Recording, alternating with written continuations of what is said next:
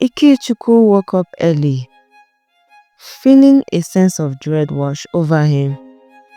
He lay in bed, staring at the ceiling as he thought about the events that had led him to this point.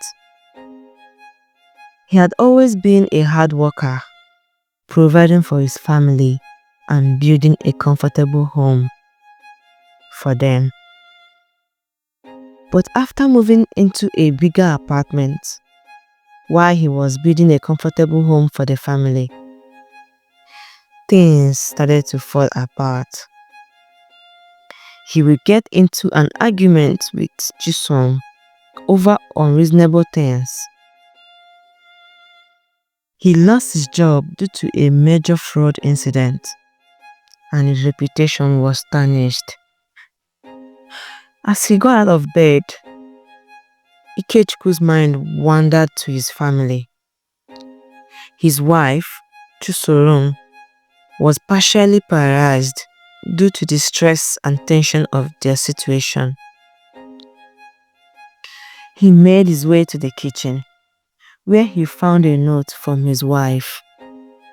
"Ikechukwu, I'm going to this hospital for treatment today. Please take care of the children." Ikechukwu's heart sank as he read the note. He felt helpless, unable to provide for his family the way he once had. As he got the children ready for school, Ikechukwu's phone rang. It was his driver, calling to inform him that the car had been involved in an accident. Ikechukwu's day was only getting worse. He spent the morning dealing with the aftermath of the accident, and the afternoon trying to find a way to pay for his wife's medical treatment. As the sun began to set, Ikechukwu made his way to the hospital to visit his wife. He found her lying in bed, looking weak.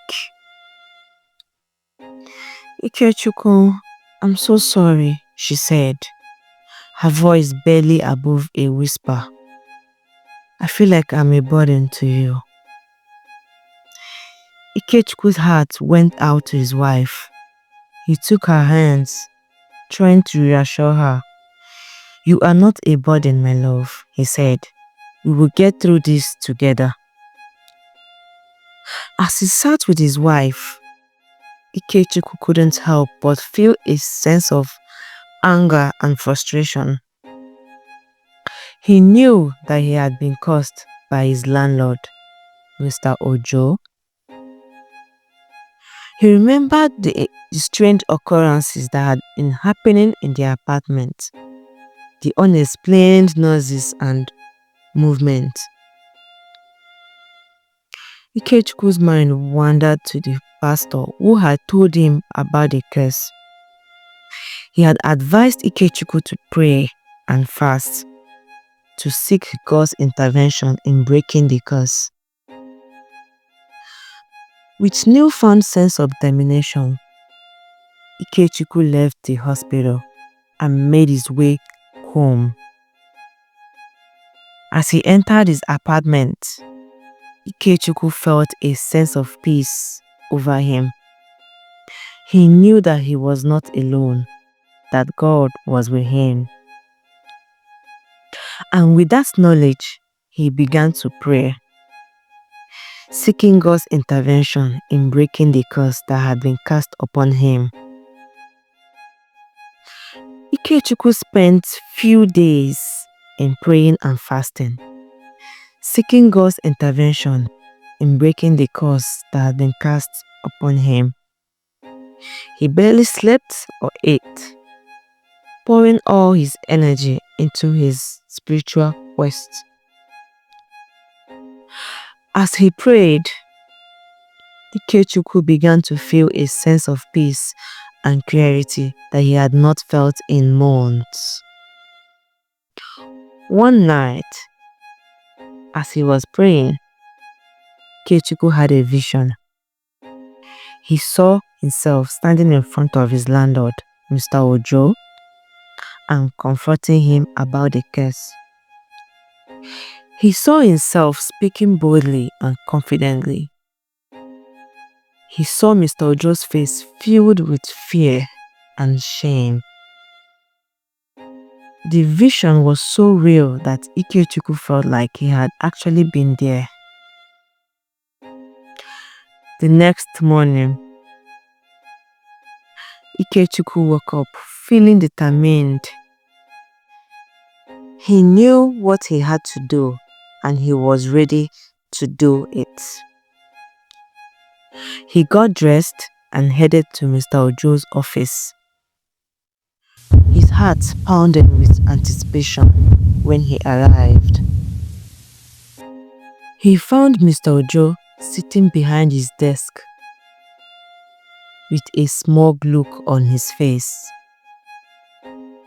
"Ikechukwu, what can I do for you?"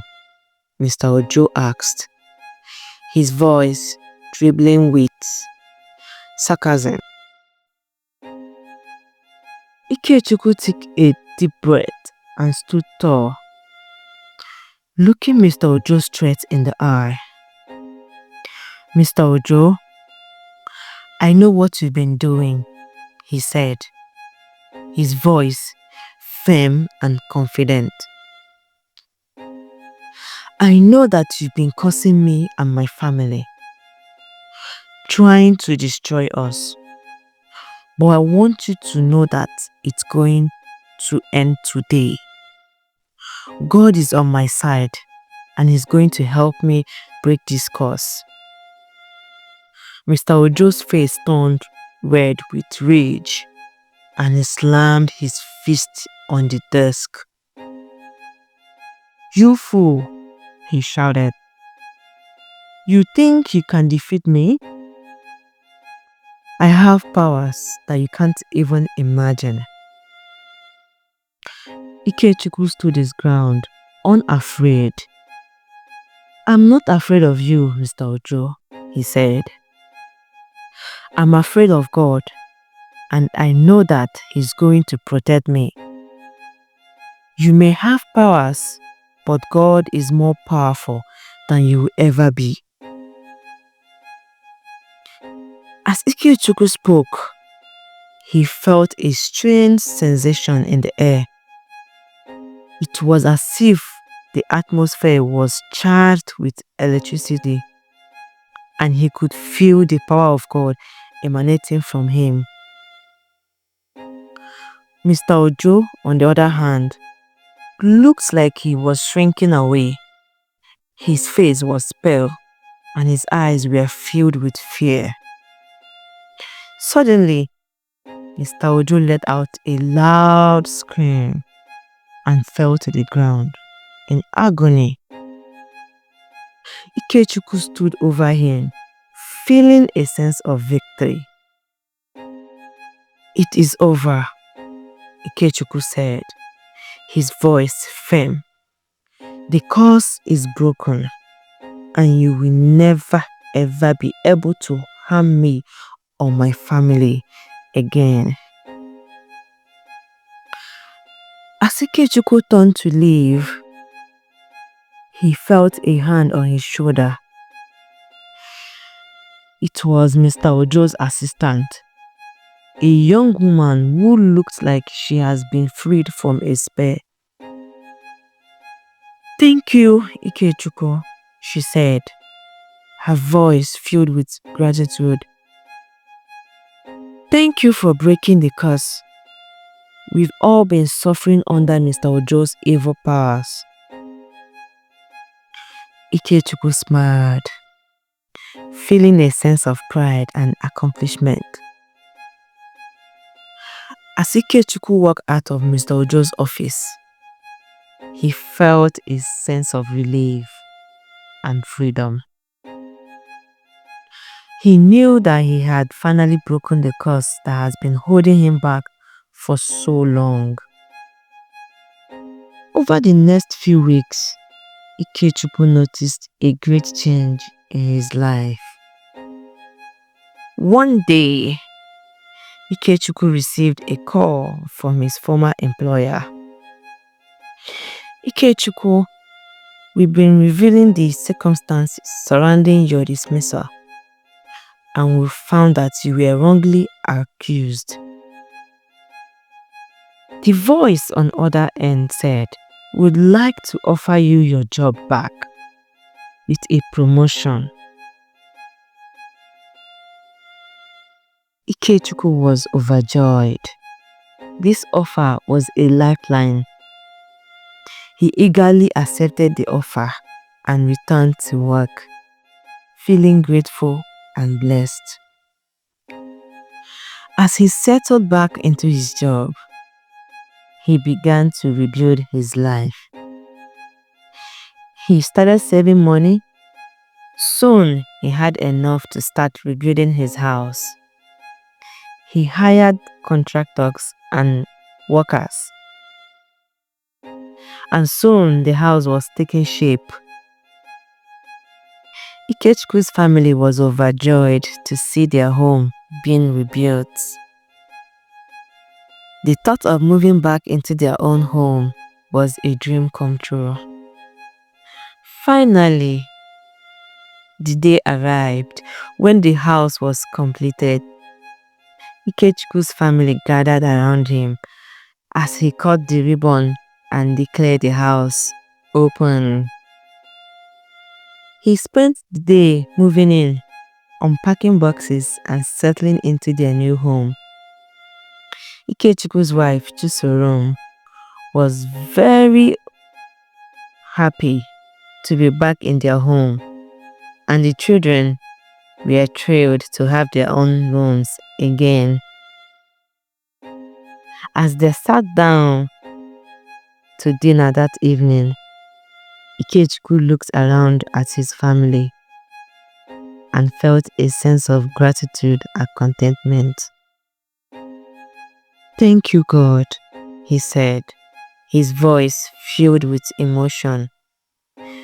"Thank you for bringing us through this difficult time.